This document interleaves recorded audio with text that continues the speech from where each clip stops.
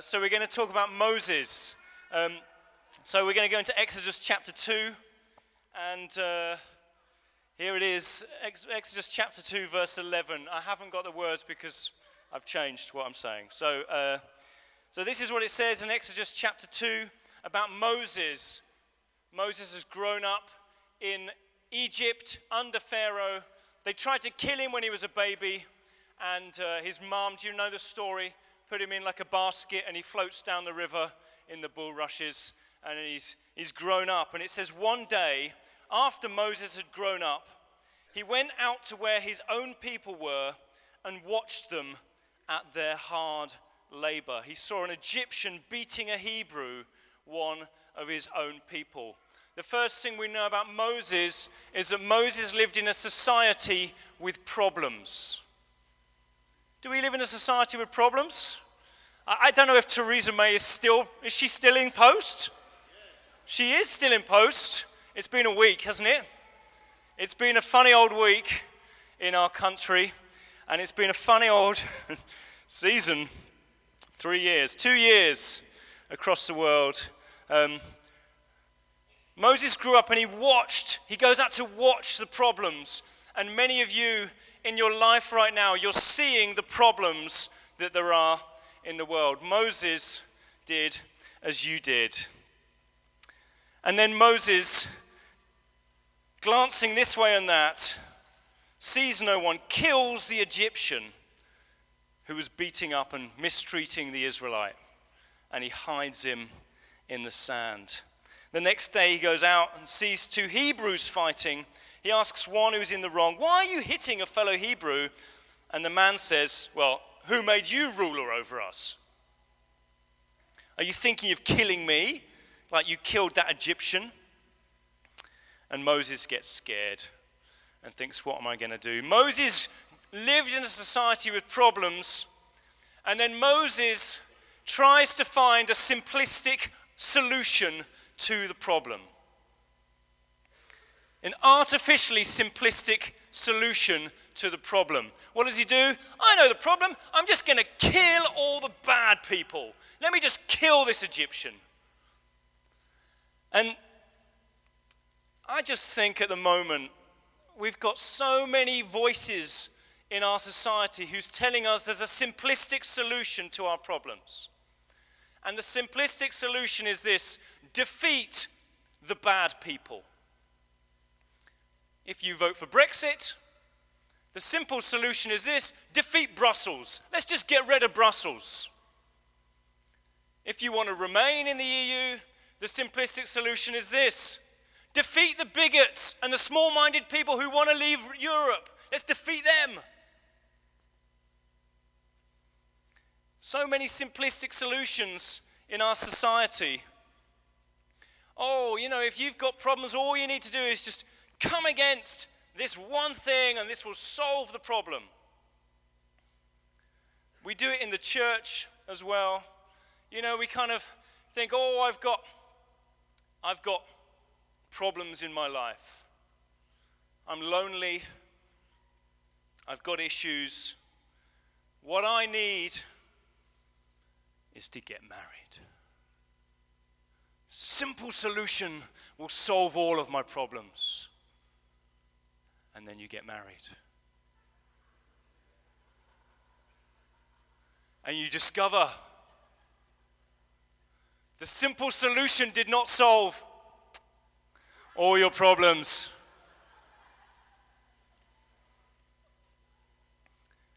Or maybe you have a sickness, and life's not going well in so many different ways.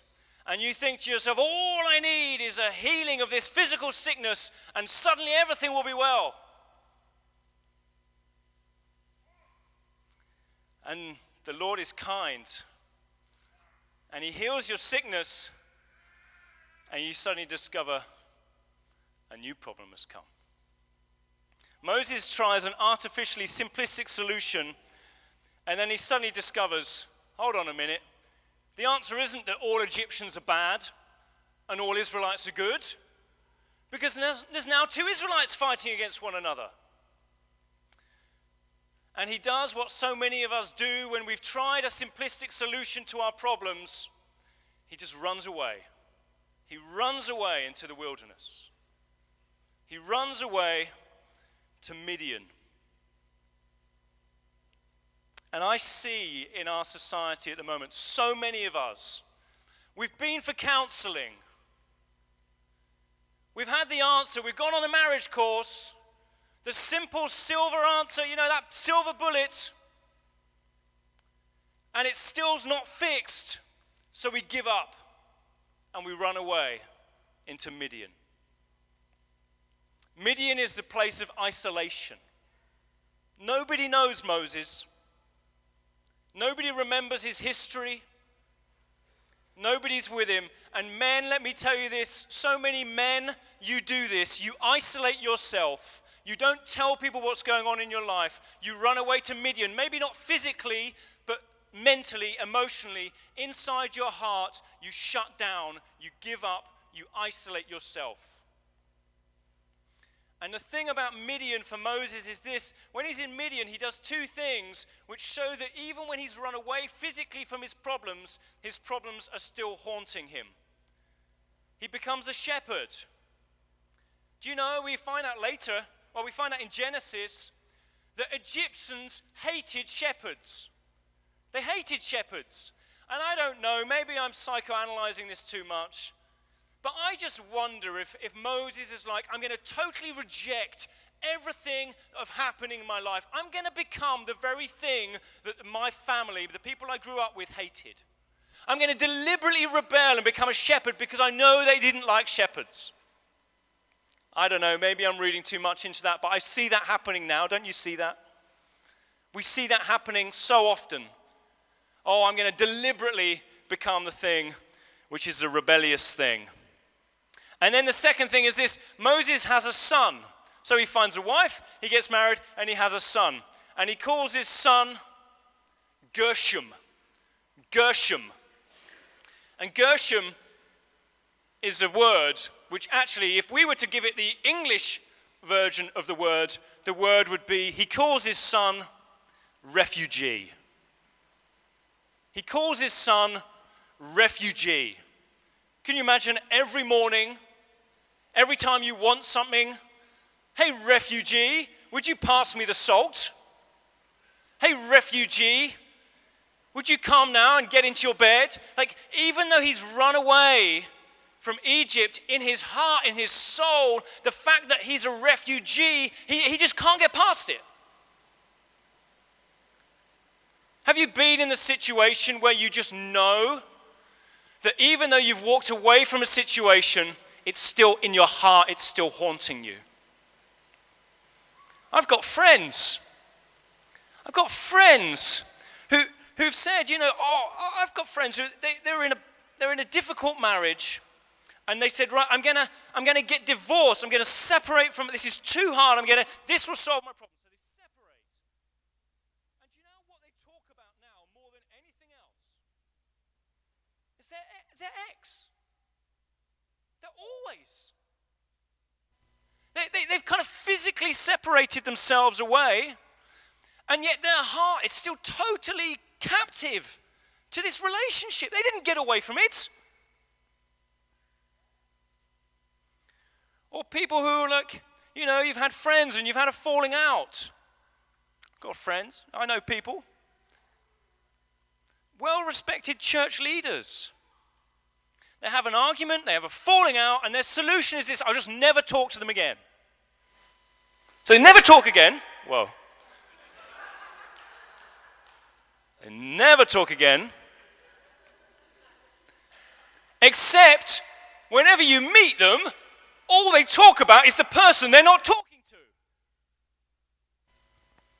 So let me tell you this: if you've got problems in your life, the solution to you is not just to run away. That's not going to do you good. God, because this is a book not about Moses, but about God. God sees this man. He's tried the simplistic solution, and it didn't work. He sees this man who's given up and has run away. He sees this man who's haunted by the past hurts and pains, and they still live in him. He sees him, and so God says to his angels, he says, all right, angels, here's what we should do. Let's do something to get Moses back. Let's do something to help Moses.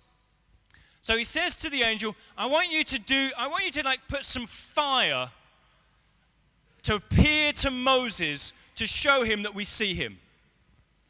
And so the angels are like together, right? And they're like, oh, who's going to send the fire? Which angel's going to send the fire? And I think that they maybe, of all the different angels present, maybe they chose kind of a young one. Because when he sends the fire, it's like, here comes the angel and there's Moses. Let's just say Christian's Moses. Back there. And there's Moses, and Moses is near the mountain. He's near the mountain, and they're like, right, send the fire to Moses to show him that we see him and to call him. And the angel, it's like my golf shots. Like he kind of hits the fire, and it ends up like not next to him at all. And all the other angels are like, what have you done? Like that was meant to be to Moses. It's meant to be next to Moses, but it's not next to Moses. Moses can just see something in the distance. And it says in the Bible, he has to approach. He's like, what's that over there? I'm going to go and see. What could that be? That's strange. There's a bush on fire, but it's not burning up. So let me tell you this. It wasn't that the angel missed. It wasn't like he kind of veered off. This is how God always does it. If it was me, if I wanted to get Phil back, I'd be like in his face, come on, Phil. Here's the fire in your face. You can't deny this. But God's not like that. He puts it over there somewhere. The burning bush is over there somewhere. It's in the peripheral vision, but it's not in your face. He wants you to see it and respond to it and go and look. And the Bible says this, the text says this, when God saw that Moses went towards the bush, then he calls to Moses, Moses, Moses. See, what we want is this. We want him to call to us, Christian, Tom.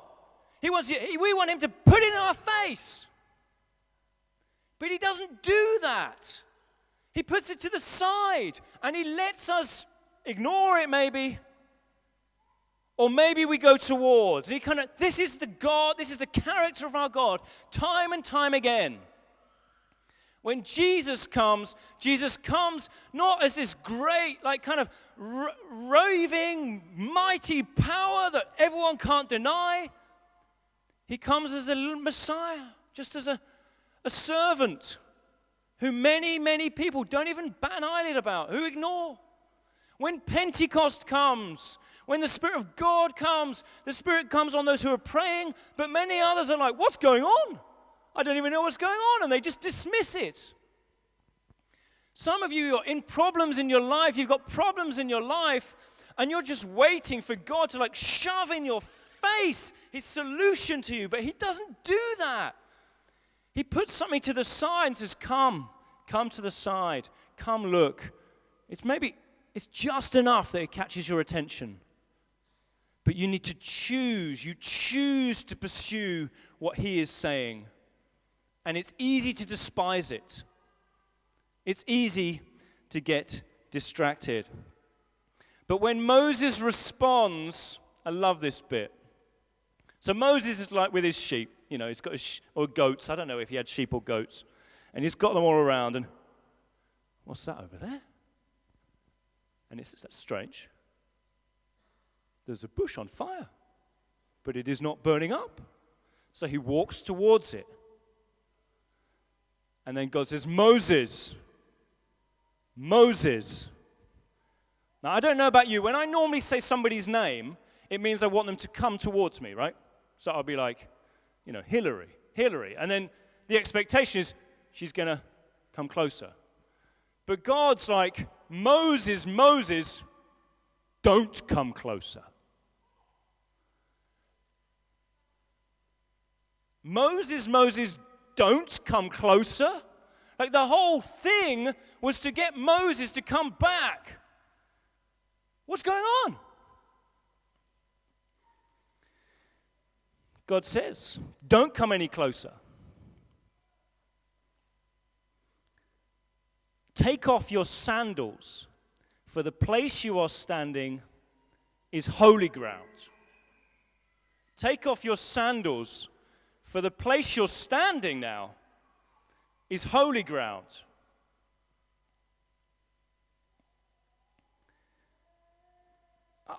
This is amazing. See, Moses is just walking towards a bush that's on fire. He's just trying to work out what's going on here. What's happening? What is this thing? And then some voice calls to him, Moses, Moses, don't come any closer. And I think Moses is probably a bit like, well, now this bush talks? Like, what? And now it's telling me to take my shoes off? Because it's holy ground. Where's Moses? Moses is haunted by his past sin. Moses has run away from the land where he killed a man. Moses has fled the place where what he thought was the right thing ended up being the wrong thing, and he made a mess, so he fled. All that Moses knows is, I'm a refugee. All Moses knows is, I'm not holy. All he knows is this. And so he's standing on this ground. He's like, the only thing that's keeping me alive right now is this little bit on the sole of my feet, this kind of sole of my sandals, because if I touch holy ground, I'm going to die.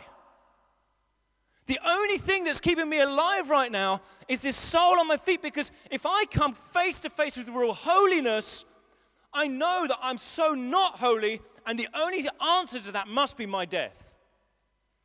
And yet God says to him, take them off. Take them off. So I think, in my version of this, the bush is burning, Moses is there, and as he's like taking his sandal off, he's a bit like, this could be my last act. This could be the refugee. I love you. And then he touches the floor with a toe. And he doesn't die. So he puts the rest of his foot on it. And he's still not dead.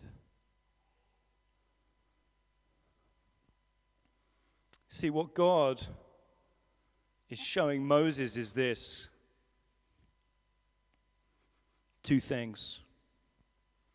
The path to redemption is not to flee and pretend, just give up and run away from the sin that you've done in the past. The solution, the redemption to your problems is this. Put the depth of your sin and press it into the holy ground of God. Deliberately, intentionally push the deepest, darkest things of yourself and press them up against the greatest, purest, holiest parts of God. Only when we can say, my sin is ever before me. Have mercy on me, God. I've sinned against you. Look at my heart, it's so black. Only when we say that, and then say to God, but would you create in me a pure heart? Would you come to me? Would you change me? Only when we do that can redemption really come.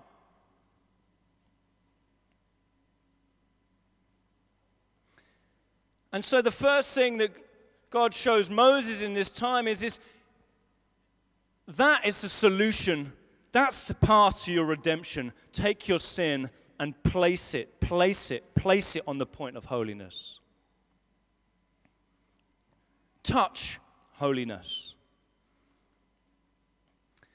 And in us, I think so many, I see it so often, we know we've messed up, we know we've done something wrong, we know we've got an addiction in our life that we can't break. We know that we've just hurt somebody with the things we've said. We know that we've got this sin, this stuff in our hearts. We know that we're naturally so grumpy or whatever. We know that. And we feel that should separate us from God.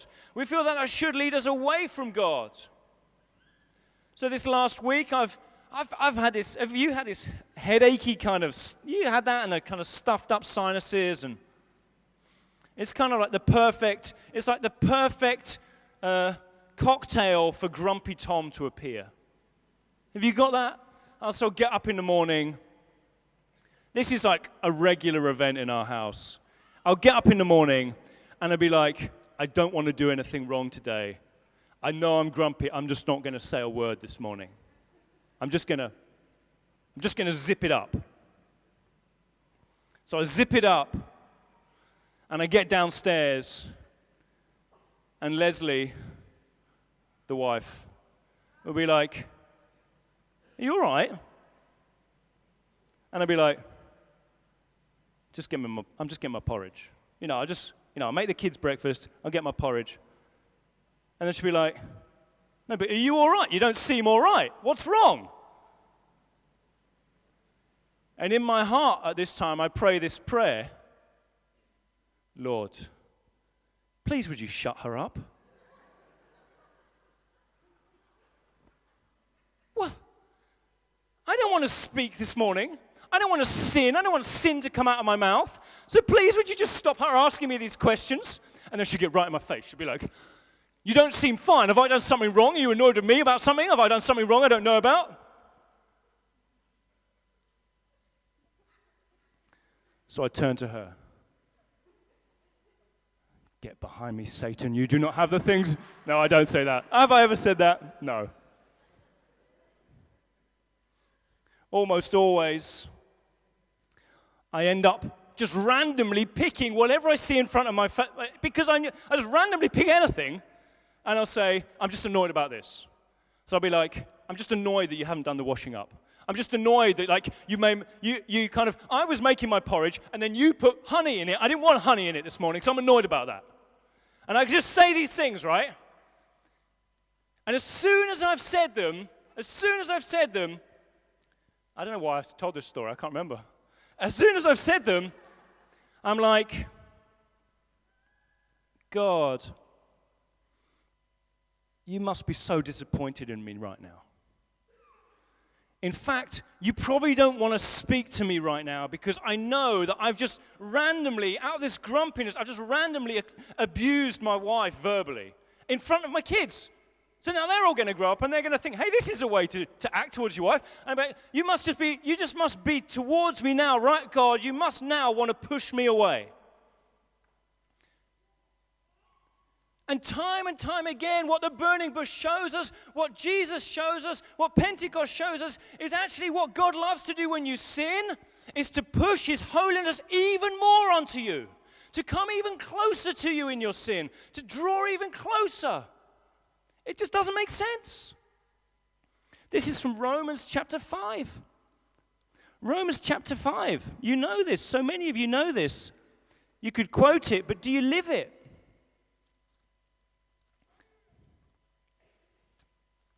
Somebody's moved Romans in my Bible. It was probably my wife. You see, at just the right time, when we were still powerless, Christ died for those who were not like God, for the ungodly. Very rarely will anyone choose to die for a righteous person, though for a really good one, someone might maybe dare to die. But God demonstrates His love for us in this. While we were still sinners, while we were still accusing our wives of things they hadn't done, while we were still being grumpy, while we still had killed somebody and hidden them in the sand, while we were still addicted to this stuff and we weren't turning away from it, while we were still accusing other people and carrying all this stuff in our heart, He died for us. And He says, come, push your heart onto me. Take off your sandals. Stop protecting yourself. Expose your sin. So God comes to Moses and he calls him and he invites him, but then straight away he reveals to Moses, I'm a God of holiness. And you need to come to terms with my holiness. It's like a revelation, it's like a confrontation of God. I've been challenged. I don't think I've done a good enough job in pointing us to the fact that God actually confronts us. We come to him, he invites us, but then he confronts us, and he's like, I'm a God of holiness. What are you going to do about it? Are you going to take off your sandals and come to terms and become intimate with my holiness? Or are you just going to keep on kind of running away, protecting yourself? And so I think I want to encourage us. We need to spend more time at the cross.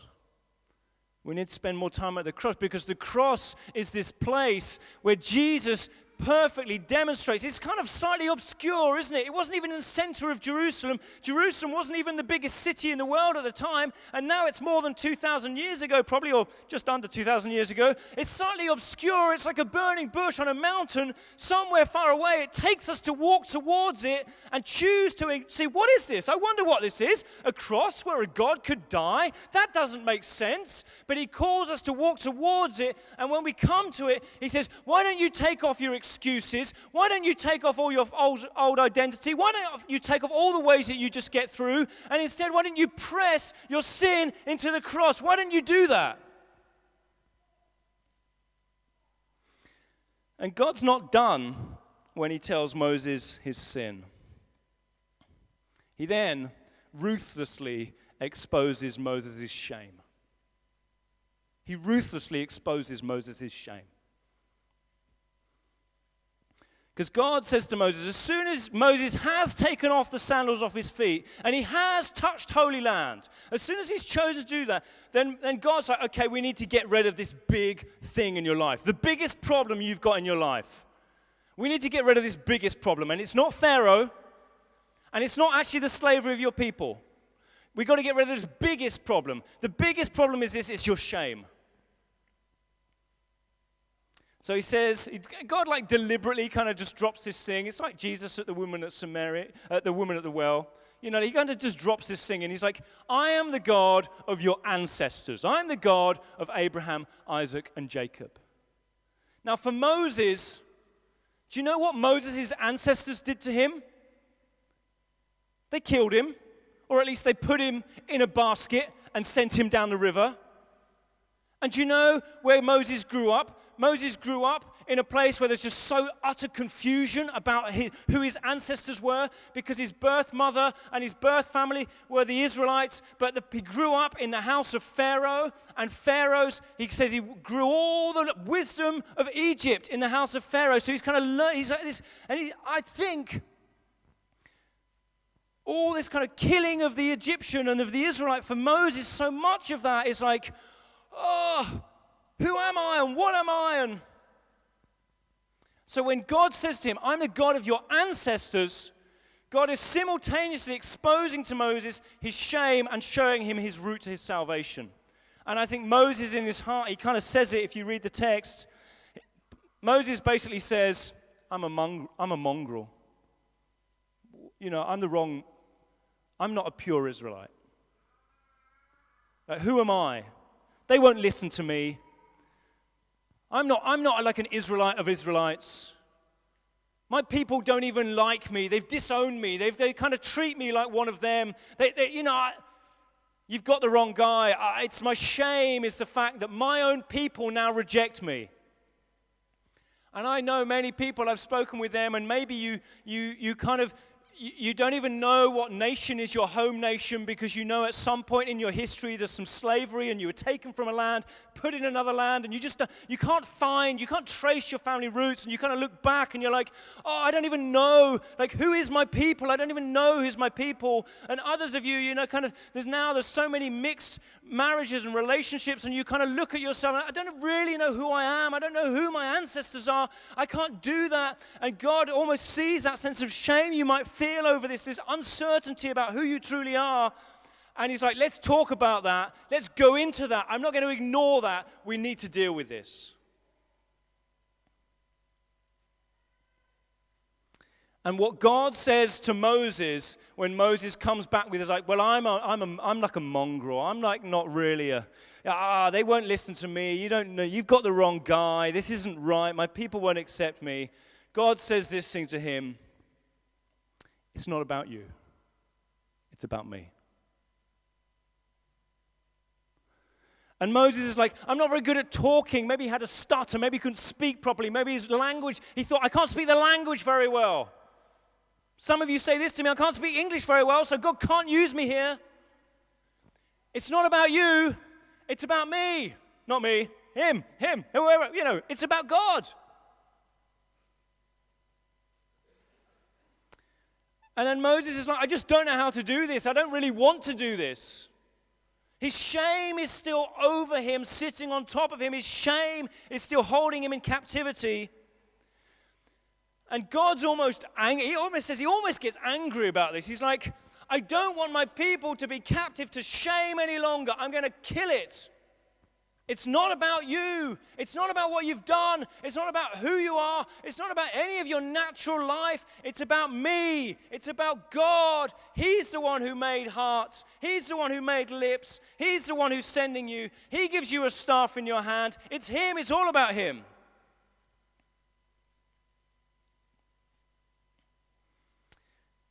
And really there's this funny thing about, it's not clear in the Hebrew whether it's talking about Moses or Moses' son, about Gershom, but there's something about circumcision needing to happen. And then Zipporah, Moses' wife, does this thing, and then she sort of says to Moses, you've made me a bridegroom of blood. Whatever happens on the burning bush and the immediate fallout from the burning bush, God takes the shame and the sin of Moses, and either through the cutting, through the blood, through the circumcision act, and through the revelation act, he just rips the shame off Moses. He just rips it off him. And so do you know what? When you go back into the text and read through the whole of the rest of the book of Exodus, I don't think you can ever find Moses saying again, I can't do this. Sometimes he's like, God, these guys are so annoying, like what are we going to do now?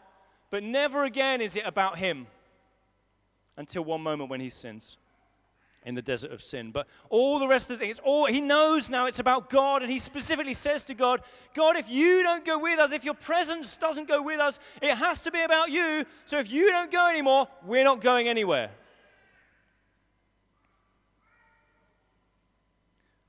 And I just wish for my life, and I wish for your life, that we would have this same burning bush encounter, this same cutting, this same circumcision with blood, that all points to the cross. It all points to the cross, that we can go to the cross, and when we come away from there, our constant refrain is this: it's not about me, it's about Him.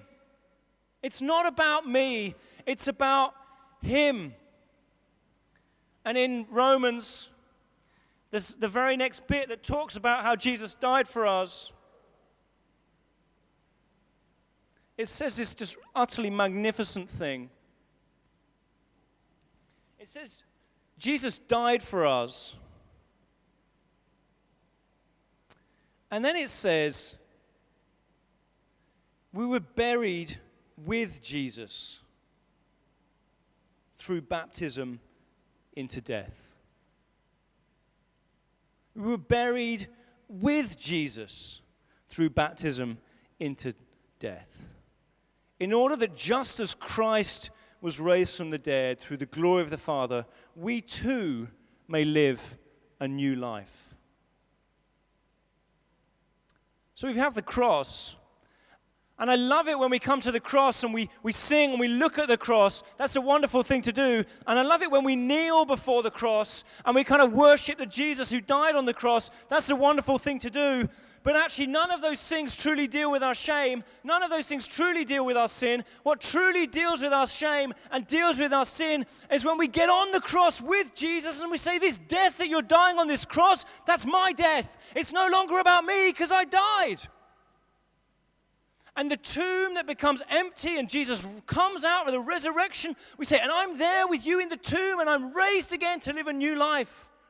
Only there, only in that transaction where we say, yes, that's me dying on that cross, that I may live a new life. Only in that do you truly find deliverance. Do you truly find salvation?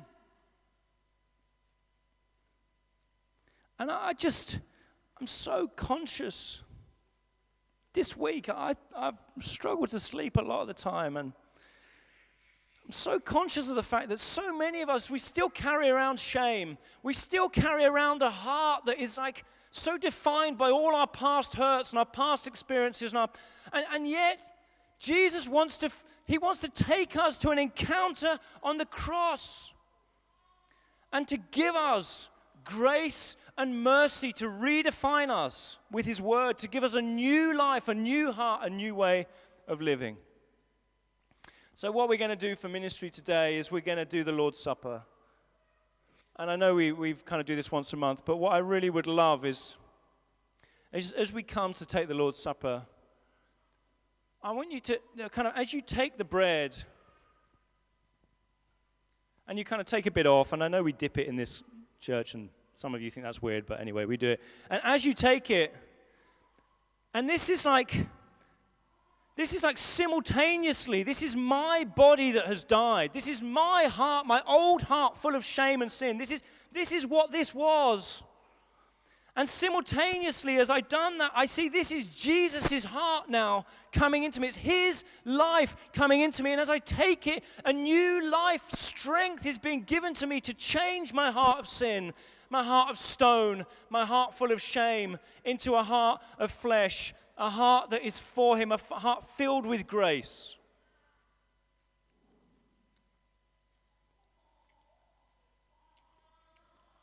So I'm just going to invite you to come, and I'm not going to talk much more because I've got my mouth full of bread.